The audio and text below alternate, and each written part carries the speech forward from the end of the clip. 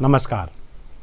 शब्दघोष के सामाजिक सरोकार में आपका स्वागत है। मैं मोहनलाल मोदी आज बात करूंगा तेली समाज की, साहू समाज की, राठौर समाज की।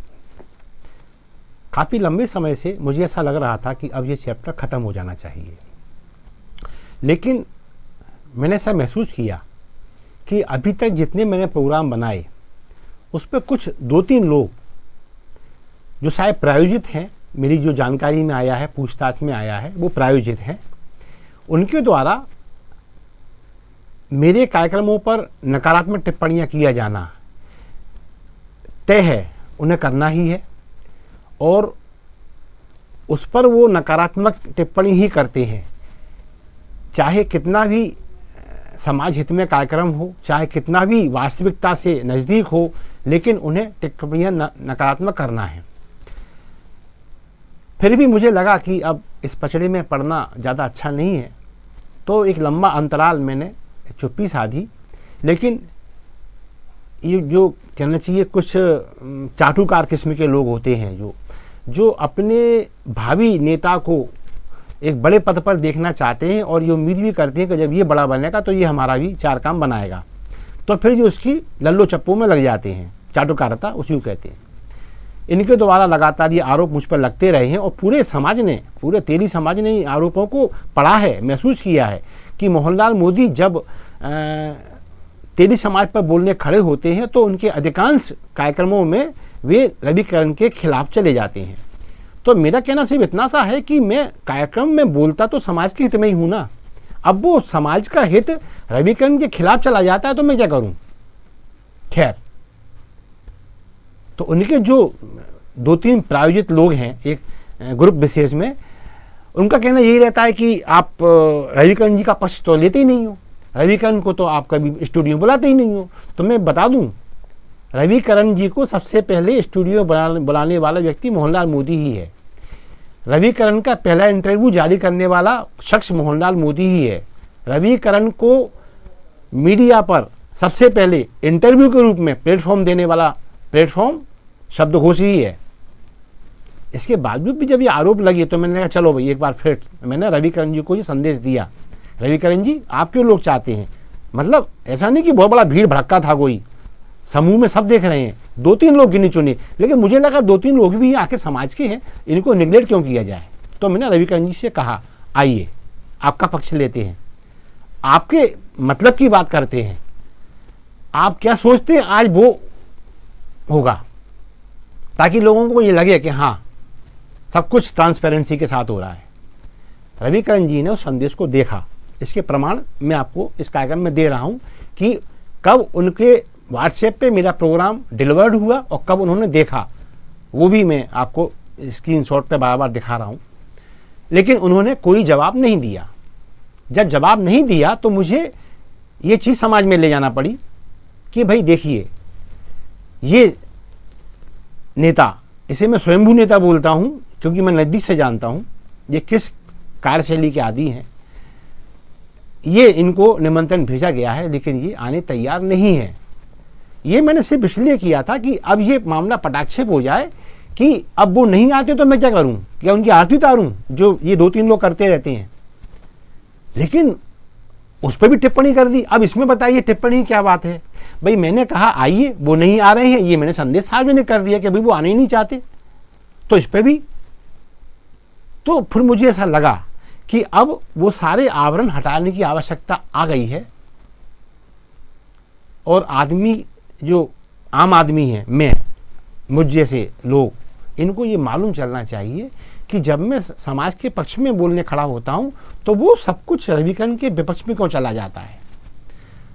अब ये मामला इतना छोटा भी नहीं है कि एक ही एपिसोड में आ जाए। तो मैं आज बहुत सीमित कोट करूंगा कि ऐसा क्यों होता है। रविकरण की पहली यात्रा समाज हित में तय की राष्ट्रीय अध्यक्ष मुरारीलाल गुप्ता जी ने।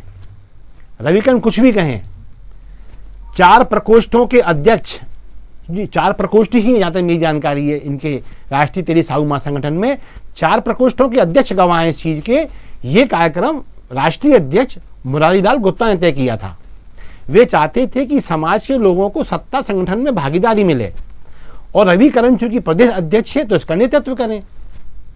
उन्होंने इसके लिए रविकरण को आदेशित किया और ये तय किया कि आपका जो गृह क्षेत्र है जबलपुर, वहां से एक रैली की शुरुआत, वैसे वो भोपाल से करना चाहते थे मुरारी लाल जी, क्योंकि भोपाल प्रदेश की राजधानी है, लेकिन रविकरण जी को लगा कि ऐसा ना हो कि जमावड़ा कमजोर हो जाए, तो उन्होंने जबलपुर से उस रैली का प्रस्ताव रखा। तो मुरारी लाल गुप्ता उस पर तैयार हो गए कि हाँ ठीक है, चलिए काम शुरू होना चाहिए कहीं से भी हो। तो तय हुआ और पिछले साल मुरारी लाल गुप्ता जी ने राष्ट्रीय तेली साहू महासंगठन के बैनर तले इस रैली का आगाज कर दिया, हरी झंडी दिखा के। रैली जैसी वहां से शुरू हुई और छुटपुट भीड़ जैसी रविकरण को दिखने लगी कि लोग आ रहे हैं, तो मेरा ये कहना बहुत क्लियर है कि ये भीड़ रविकरण जी आपको देख के नहीं आ रही थी। आपने सिर पे वो रखी थी ना हमारी कर्मा माता की झांकी, ये भीड़ उस वजह से आ रही थी। तो खैर इनका दिमाग थोड़ा सा ऊपर जाने लगा कि ये भीड़ तो मेरे को देख के आ रही है, मैं तो नेता बन गया।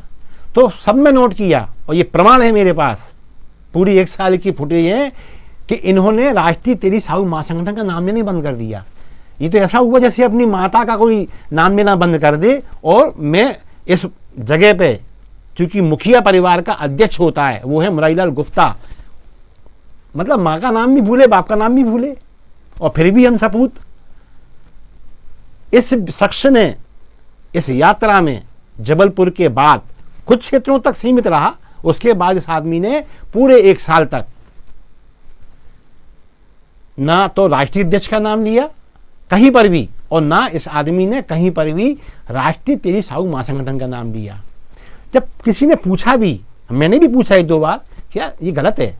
आखिर ये संगठन की अपनी एक कमाई है, एक नैतिक कमाई है, ये आप इसको अलग नहीं कर सकते। तो कुतर्क क्या था? ये तो सकल साहू समाज की यात्रा है।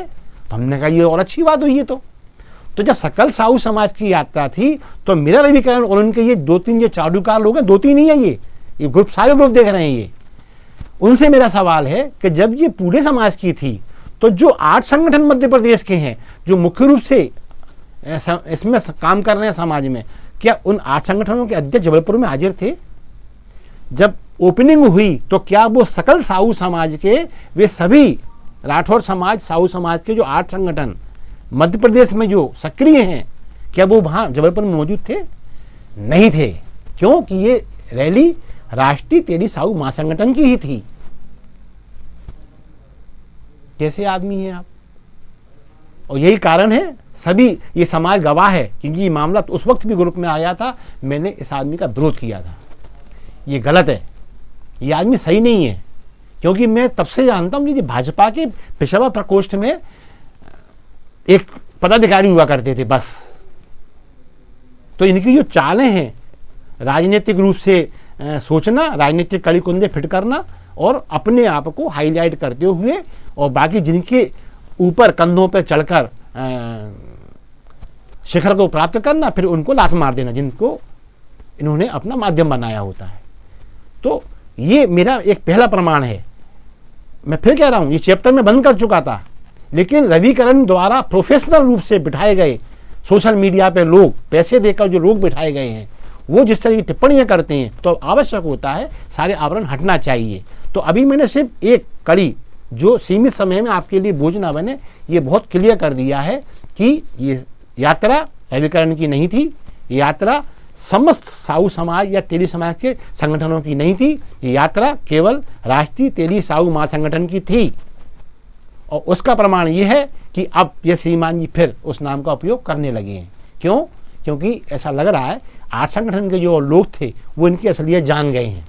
ये हमेशा मेरा मेरा मेरा मेरा, और हाँ, इनको तो अब कायदे से, मुझे उस संगठन से कोई लेना देना नहीं है, लेकिन वो संगठन मेरे समाज का, इस नाते मैं ये कहना चाहता हूं, ये रविकरण है, इसने अपने राष्ट्रीय अध्यक्ष को एक सम्मानजनक कुर्सी नहीं दी। 2 अप्रैल के जम्बूरी मैदान के भोपाल में एक कुर्सी नसीब नहीं इस आदमी को। और जो चंदा देने वाले लोग और या जो भी जिनसे इसके भुट्टे सिकना थे, उनको उसने एक सिंहासन नुमा कुर्सियों में बिठाया। और वो मुरारी लाल जी गुप्ता जो राष्ट्रीय अध्यक्ष हैं इसके, वो एक कुर्सी से उठें दूसरी पे बैठ जाएं, दूसरी से तीसरी पे, तीसरी से चौथी पे। उस आदमी का बड़प्पन वो यही कहे, नहीं जो अतिथि हैं उनको बैठना चाहिए, कोई बात नहीं है, मेरी कुर्सी अगर नहीं है तो मुझे कोई दरकार नहीं कुर्सी की।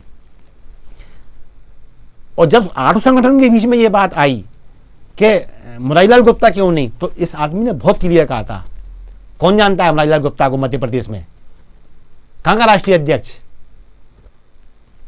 ये तेवर थे राष्ट्रीय अध्यक्ष को लेके। और आज जब आठों संगठन के लोग असलियत जान गए हैं, तो इस आदमी ने अब फिर दोबारा से राष्ट्रीय तेरी साहू महासंगठन का नाम लेना शुरू कर दिया है। क्यों? ये आदमी अवसरवादी है और ये हर चीज को प्रोफेशन के रूप में लेता है। अब ये यात्रा कैसे हुई, पैसा कहां से आया, क्या इसका हिसाब राष्ट्रीय अध्यक्ष के पास है, इन सब चीजों को मैं लेकर उपस्थित रहूंगा अगले कार्यक्रम में। तब तक की आज्ञा दीजिए। नमस्कार, जय हिंद।